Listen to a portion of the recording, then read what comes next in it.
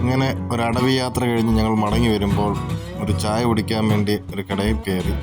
അപ്പോൾ ആ കടയിൽ വൈകുന്നേരവും ഞങ്ങൾ 5:30 അവിടെ കയറി. അന്നേരവും അവിടെ ഫ്രഷ് ദം ബിരിയാണി പൊട്ടിക്കുന്ന സമയമായിരുന്നു.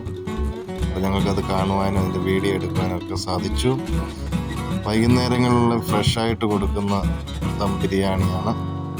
ചില കടകളിലൊക്കെ ഉച്ചക്കത്തേത് വൈകുന്നേരം കൊടുക്കുന്നതാണ്. പക്ഷേ ഇത് ഇവിടെ പുതിയ ദം ബിരിയാണി ഇട്ട് കൊടുക്കുകയാണ്.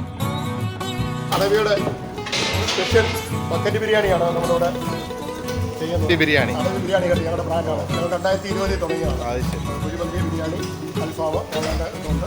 സ്പെഷ്യൽ 3 പേർക്ക് കൊണ്ടുവന്നൊരു ബക്കറ്റിലാണ് ബിരിയാണി എടുക്കുന്നത്.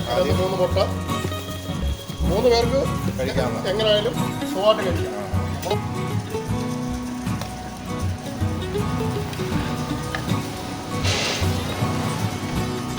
ഈ സ്ഥലത്തിന് പേര് ചാങ്ങുവ. അടവിലേക്ക് പോകുന്ന തിരിയുന്ന സ്ഥലമാണ്.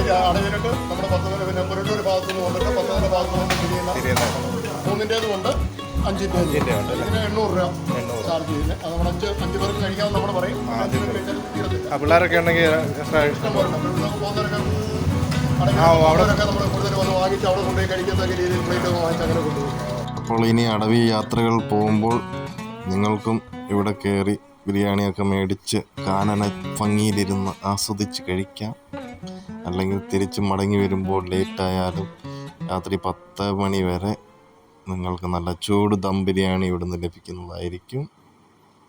ബൈ.